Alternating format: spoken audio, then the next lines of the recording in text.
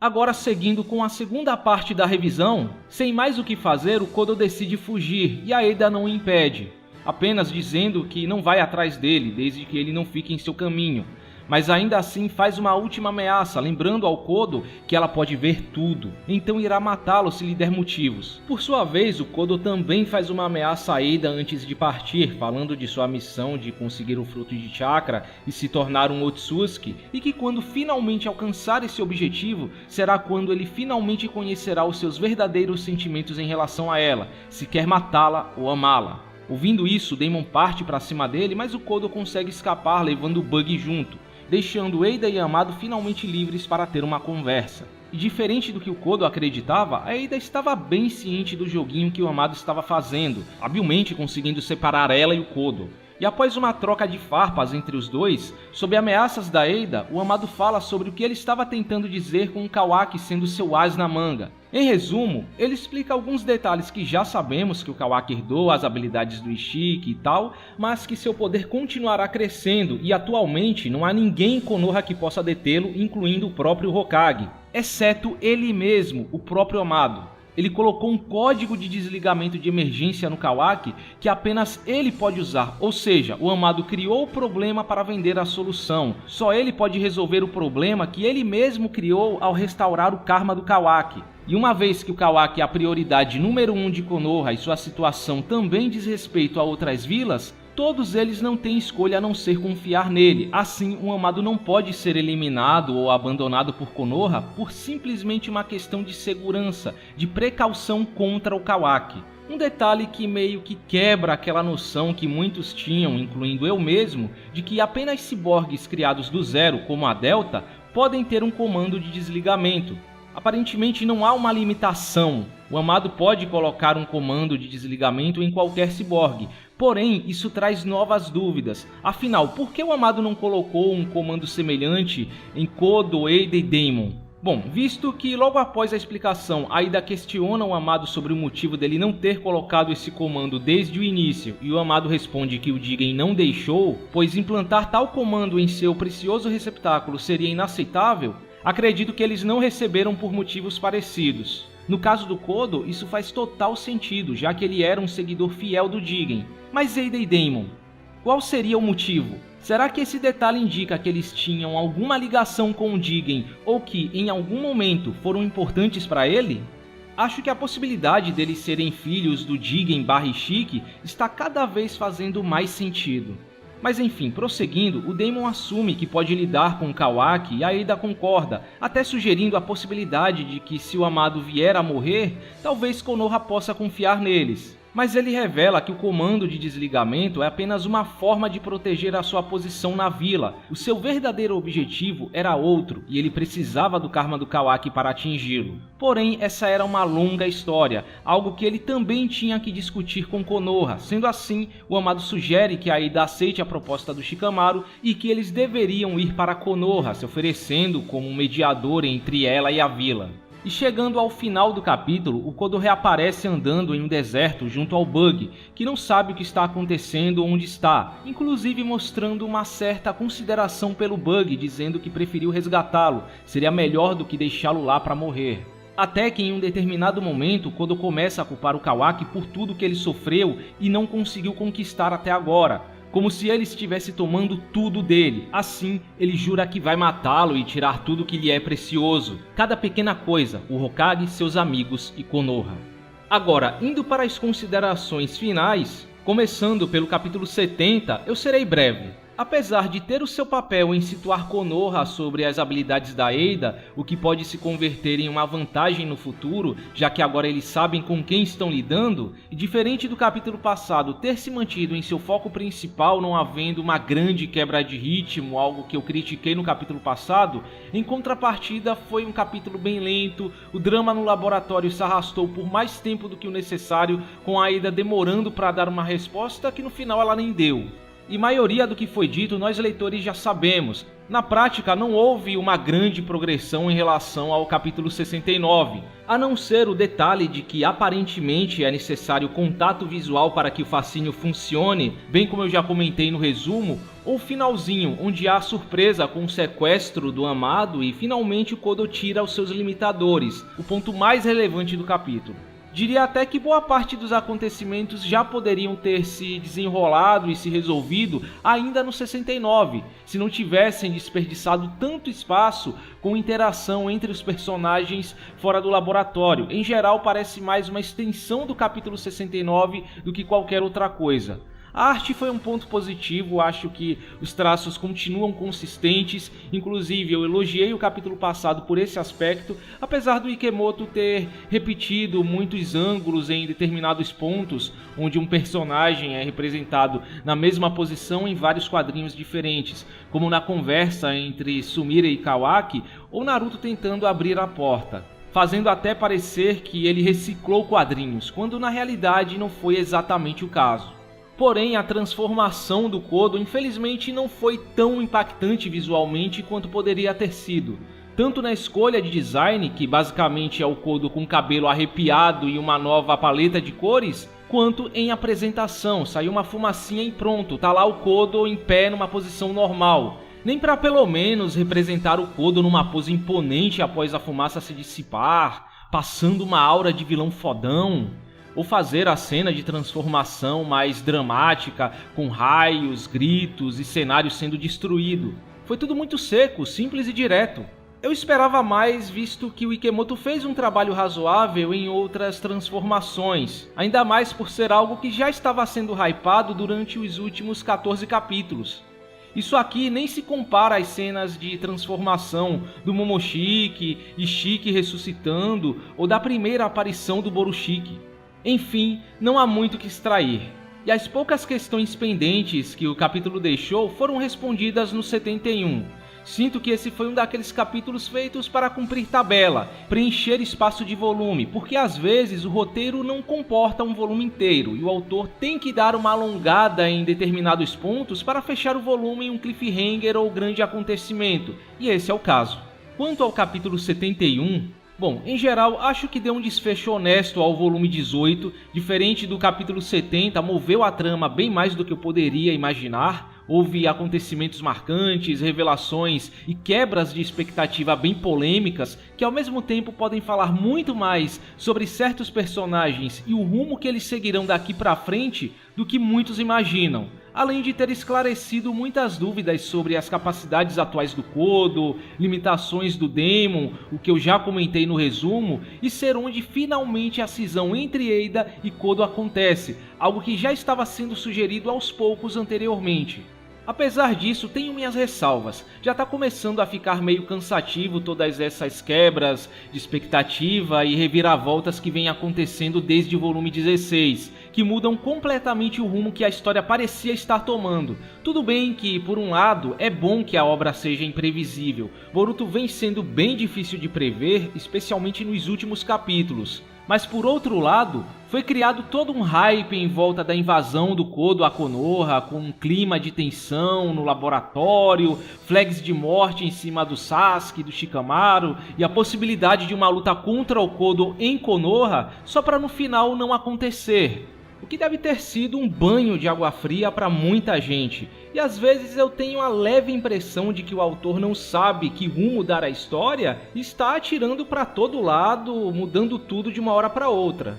Mas enfim, mesmo que tenha se focado em apenas um núcleo de personagens e diálogos, ainda investindo muito em criar um clima de tensão, assim como nos capítulos anteriores, foi bem conduzido narrativamente, principalmente pela forma como usaram o amado para instigar o leitor a querer saber até onde toda essa situação vai, praticamente conduzindo todos os acontecimentos do capítulo ao plantar a semente da dúvida na Eida. Foi uma ótima jogada, você fica tão curioso sobre as palavras do amado quanto a Eida durante todo o capítulo, pelo menos é assim que eu me senti. Até a redundância de algumas falas, repetindo algumas informações que já foram ditas, acabam não incomodando no final das contas. Aliás, tudo que diz respeito ao amado foi um show à parte. Como eu disse, ele conduziu todos os acontecimentos do capítulo. Sozinho, dependendo puramente da lábia, conseguiu sobreviver a uma crise que não parecia ter saída. Como a própria Ada disse, habilmente ele conseguiu separar ela e o Kodo e ainda revelou que tem, não só Konoha, mas todas as vilas de refém, garantindo sua segurança. E tudo isso sendo um homem aparentemente comum, descrito como um cientista não combatente, sem depender de poder bruto, sem dar um único soco, mais uma vez provando o poder da estratégia, inteligência e o bom uso dos recursos que você tem a dispor. Simplesmente sensacional. São por esses pequenos detalhes que eu não canso de dizer que o Amado é um dos melhores e mais bem escritos personagens dessa franquia. Acho que era óbvio que o Amado não ia morrer, que ele ia dar um jeito de sair dessa situação. Me admira que algumas pessoas ainda cogitavam essa possibilidade. Ele é basicamente um dos personagens que carregam a trama de Boruto. Muitos dos eventos que vemos desde o capítulo 47 giram em torno dele e de suas ações, e ainda há muito que não sabemos sobre ele. Que objetivo ele estaria tentando alcançar com o karma do Kawaki? Quem é a filha dele? Qual a razão dele entrar na cara e querer destruir a organização? Quem realmente é o Amado? Enfim, ainda é muito cedo para um personagem desses desaparecer da história. E eu sei que muita gente esperava uma saída mais mirabolante por parte do Amado, com ele surpreendendo com tudo, inclusive o seu rapto, já sendo algo previsto por ele, fazendo parte de algum plano mestre, super complexo, ou que ele teria um comando de desligamento para todos na sala. Mas, às vezes, é bom que as coisas se resolvam de maneira mais simples, nem tudo tem que estar sob o controle dele, indo de acordo com algum plano mestre. Por mais que o personagem seja inteligente, é natural e mais realista que algumas situações saiam do controle dele. Até para não ficar tão exagerado à la Aizen, como se todos os eventos já estivessem friamente calculados por ele, dentro de suas expectativas, e o universo girasse em torno de seu plano. E sinceramente, eu sou mais fã do Amado conseguindo sair dessa situação na base da lábia do que de algum plano mirabolante. Quanto ao seu objetivo envolvendo o karma do Kawaki, talvez seja cedo para afirmar alguma coisa, mas eu teorizo que o Amado tem boas intenções, pelo menos inicialmente, tanto que ele vai discutir sobre isso com Konoha. Não deve ser algo negativo que prejudique ou ponha o mundo ninja em risco. Talvez ele esteja planejando usar o Kawaki para deter uma invasão de Otsutskis ou algo parecido. Mas a pergunta que eu faço é, e depois? E depois que a grande ameaça for detida? Será que depois de ele alcançar o seu objetivo atual, o próximo alvo do Amado será o mundo ninja e Konoha? Se o objetivo final do Amado for proteger o mundo ninja a qualquer custo de qualquer ameaça em potencial, incluindo a ameaça que o próprio mundo ninja representa, será que assim como Ryu Sanzu, que julga os mortos e seus pecados em vida, o Amado seria aquele que vai julgar o mundo ninja por seus pecados e toda a dor que os ninjas causaram às pessoas comuns, como ele, que só foram envolvidas nos conflitos constantes dos próprios ninjas? Muitos já devem estar ligando o fato do Kawaki ser a carta na manga do Amado com a reviravolta que ele terá no futuro, que levará àquela situação que vemos no capítulo 1. Pensem comigo, se o Amado colocou um comando de desligamento no Kawaki, o que impede ele de controlá-lo de alguma forma, o reprogramando para obedecê-lo como a Delta e usá-lo como uma arma contra a Konoha e o mundo ninja? Se o Amado disse que o Kawaki vai ficar mais forte com o passar do tempo, algum dia ele pode chegar em um nível comparável ao do Ishiki. Ninguém, além de supostamente o Boruto, seria capaz de pará-lo. Durante anos, muitos teorizaram qual seria a razão do Kawaki se voltar contra a Konoha, ou querer o fim da Era dos Ninjas. O Kawaki seria um revolucionário querendo acabar com o sistema? Ele teria se voltado contra o mundo ninja porque Konoha e as 5 grandes vilas abandonaram o Naruto? Mas a verdade é que por mais que o fandom teorize, ninguém sabe. Às vezes chega a ser difícil acreditar que o Kawaki vai se voltar contra a vila. No final das contas, a resposta para isso pode ser mais simples do que muitos imaginam. Pode ser que aquele confronto entre Kawaki e Boruto no futuro seja o momento em que o Amado põe o seu último plano em prática e controla o Kawaki para destruir Konoha. Quem sabe um dos últimos eventos do mangá, assim como foi a luta entre Sasuke e Naruto no Vale do Fim. E se esse for o caso, então o Kawaki nunca vai se voltar contra Konoha de fato. Ele vai continuar sendo um aliado de Konoha, mesmo que com suas divergências, não seguindo um caminho de renegado como Sasuke. Esse controle no final seria mais como uma desculpa para ele e o Boruto se enfrentarem em uma última batalha épica. Claro, eu sou mais fã disso partindo do Kawaki, dele sendo convencido aos poucos a se voltar contra o mundo ninja. Mas vamos ser realistas. Será que o mangá tem espaço para desenvolver essa mudança do Kawaki de maneira convincente? O mesmo mangá onde mal há espaço para o próprio protagonista ser devidamente desenvolvido? Não esqueçam que até o final de 2022 vão estar faltando 11 volumes para Boruto chegar aos 30 esperados por Mikio Ikemoto. Enfim, o pessoal fica aí reclamando do desempenho de Kodo, Eida e Daemon como os atuais antagonistas, mas eu diria que esse capítulo meio que consolidou o Amado como um possível antagonista, talvez o principal dessa história ou no mínimo uma ameaça no futuro. E se esse for o caso, ele já é um dos melhores da franquia. Agora, sobre a grande polêmica do capítulo, a humilhação que o Kodo sofreu, eu entendo que muitos estão decepcionados com o que aconteceu com Kodo, ainda mais por todo o hype criado em cima da liberação dos limitadores. Acho que foi algo bem anticlimático e uma quebra de expectativa negativa, pelo menos a princípio. Eu também fiquei bem decepcionado inicialmente. Porém, como eu já disse a vocês há alguns anos atrás em revisões passadas, às vezes, o autor toma certas decisões ou dá certos rumos à história que só vão fazer sentido para nós fãs lá na frente. Como leitores e espectadores, devemos tentar entender as intenções do autor com certas decisões, o que ele quer passar e estar 2 passos à frente. Às vezes, coisas que não gostamos têm que acontecer para que coisas que gostamos aconteçam. Por exemplo, Nagato ressuscitando todo mundo no final do Arco Pain. Foi ruim? Foi. Mas foi necessário e teve seu propósito. Graças a isso, o Naruto foi reconhecido como um herói e ficou mais próximo de realizar o seu sonho. Eu vejo essa situação com Kodo da mesma forma, parando para refletir um pouco, especialmente sobre o diálogo final do Kodo, onde ele inclusive se considera um inútil.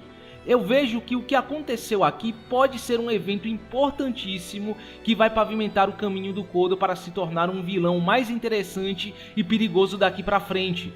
Muitos gostam de atacar o personagem, dizendo que ele é um vilão fraco, ridículo, que perde pra todo mundo, um dos piores antagonistas da franquia e blá blá blá blá blá. Mas ninguém se pergunta que talvez essa seja a intenção, que isso é proposital, que seja parte essencial do desenvolvimento do personagem e da jornada que ele terá daqui pra frente. Talvez a intenção do Kishimoto seja justamente fazer com que o Kodo seja humilhado e pareça um perdedor, o fazendo se arrastar na lama antes de dar a volta por cima e rir por último. Em primeiro lugar, aqui fica claro que o Kodo é caracterizado por 2 traços constantes que se intercalam. Ele é fraco e incompetente, e ele é inseguro, e isso faz dele um seguidor.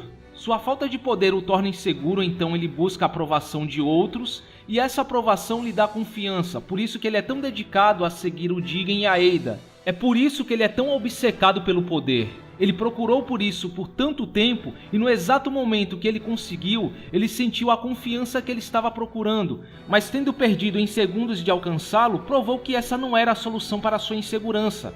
E agora ele está sem um líder, se sente ferido e traído, não tem amarras com ninguém, todos são seus inimigos. Enfim, ele está perdido tanto emocionalmente quanto estrategicamente. O único caminho que restou para o Kodo é amadurecer, é se tornar independente, lamber suas feridas, se superar e voltar para se vingar de todos aqueles que atrapalharam seus planos ou fizeram um pouco dele. O que dá até mais camadas à sua vingança pessoal e objetivo de se tornar um Otsutsuki, porque agora não é só pelo Ishiki, é por ele. Se tornar um Otsutsuki para confirmar seus sentimentos pela Eida e destruir tudo que o Kawaki conquistou e todos os que entraram em seu caminho se tornou uma questão de honra.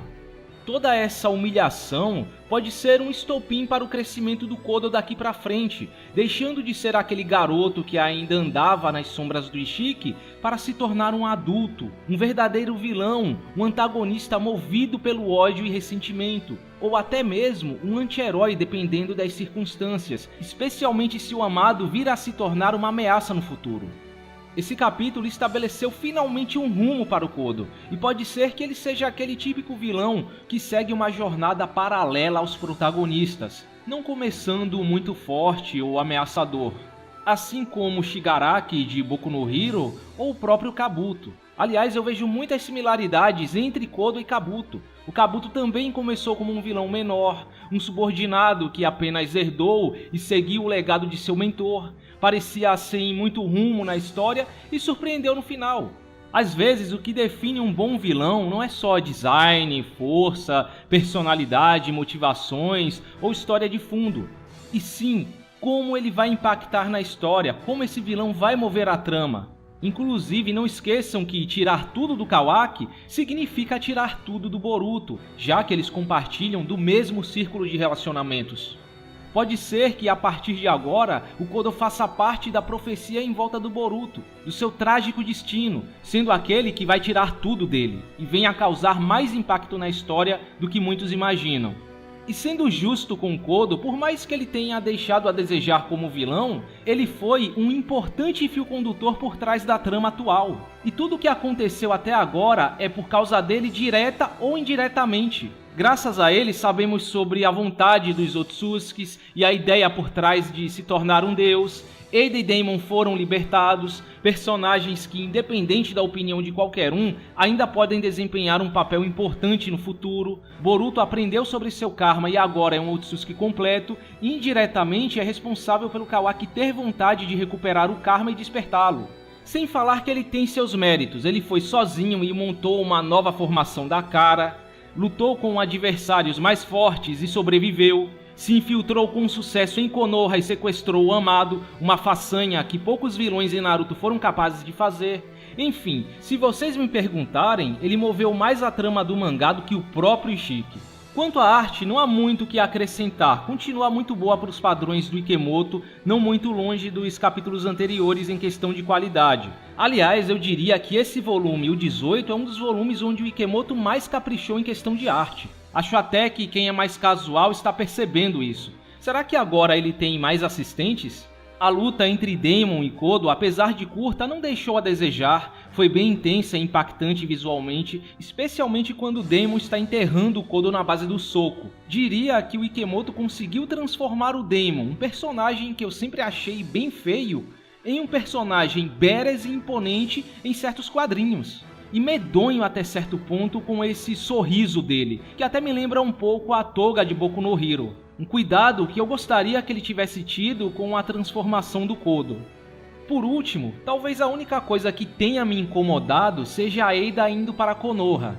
Como eu disse na revisão do capítulo 68, eu gosto mais dela como vilã. Eu gosto da postura dela como vilã, da imponência dela, e eu gostaria de ver isso mais vezes. Claro que ela ainda não aceitou a proposta em si, mas isso já tá óbvio. Acabou que todo aquele drama em cima da decisão dela só foi encheção de linguiça e a decisão dela só foi adiada. Além disso, a presença de Ada e Daemon em Konoha por si só já pode representar um problema. O fascínio faz com que a convivência da Ada em Konoha seja difícil, pois todos em volta dela ou vão se apaixonar ou vão passar mal. Eu acho que no mínimo eles devem achar uma forma de diminuir os efeitos do fascínio, ou do contrário, a população de Konoha vai estar em risco. E o Daemon é outra bomba relógio com que Konoha tem que lidar, duplicando o problema que eles já têm com o Kawaki. Isso tem que ser devidamente discutido para ficar minimamente coerente. Mas não posso negar que a presença de Ada e Daemon em Konoha parece ser a melhor desculpa para o Kodo não atacar Konoha pelos próximos 2 anos, se é que o mangá está próximo de um time skip. E caso haja a aparição de novos Otsutskis, eles podem ser uma adição importante para o lado de Konoha, aumentando o número de personagens que podem lidar com ameaças no nível de um Otsutsuki. Talvez essa tenha sido a principal razão deles terem sido introduzidos na história e irem para o lado de Konoha, porque os próximos vilões vão exigir esse nível de poder. Em parte eu até me sinto um pouco satisfeito, porque uma parte do fandom abriu a boca para reclamar da Ada como vilã quando ela foi introduzida e agora quebraram a cara com gosto. Reclamaram tanto e no final das contas essa nem era a intenção em cima da personagem. Agora a pergunta que não quer calar, será que estamos próximos de um time skip? Será que ele pode acontecer no capítulo 72? Bom, eu fico meio dividido. Por um lado, a sensação de que o time skip está próximo é inegável. Nos últimos capítulos, Sarada e Mitsuki falam em ficar mais fortes, Amado sugere que é bom dar tempo para Boruto e Kawaki ficarem mais fortes, a despedida do Kodo sugere que ele não vai dar as caras em Konoha tão cedo, todo esse arco do Kodo foi fechado e, como eu disse, Ada e Daemon na vila parece ser a melhor desculpa para o Kodo não atacar pelos próximos 2 anos. Porém, por outro lado, acho que seria estranho o último capítulo pré-time skip terminando sem foco nos protagonistas, dando um gancho para a parte 2. E ainda há alguns pormenores para serem resolvidos antes do time skip. Boruto e Kawaki discutindo sobre suas situações atuais, o Amado falando sobre o seu plano envolvendo o Karma, a admissão de Ada e Daemon em Konoha, e o mais importante, o que o Kodo vai fazer daqui pra frente. Como ele vai se esconder das habilidades da Ada, já que além dela saber a localização dele, pode dizer onde ele escondeu o Jubi e acabar com seus planos? Será que ele vai tentar ir para uma dimensão espiritual onde a Ada não consegue enxergá-lo? Ele vai procurar por novos aliados? Será que o Kashinkode vai dar as caras? Será que ele vai tentar ficar mais forte, melhorando seu corpo, com o Bug dando algum suporte nisso, supondo que talvez ele seja um cientista, já que conhece a fama do Amado? Ou ele simplesmente vai tentar conseguir o fruto de chakra por outros meios? Alguns estão até cogitando a possibilidade dele tentar se tornar um Otsutsuki, se tornando o Jinchuriki do Jubi, o que eu duvido. Ele ainda precisa desse Jubi para plantar o Shinju, e esse Jubi não é o mesmo da guerra. O da guerra estava fundido com a Kaguya. Eu acredito que Madara e Obito só assumiram aparências similares ao de um Otsutsuki por causa da Kaguya no Jubi e não necessariamente do Jubi em si. Sendo realista, acho que esse time skip chega lá pelo volume 20, com os próximos 2 capítulos resolvendo esses pormenores e o restante do volume 19 contando alguma história secundária à la Kakashi Gaiden. Mas do jeito que o mangá é rushado, vai saber. Bom, então é isso. Espero que vocês tenham gostado da revisão e nos vemos no próximo vídeo.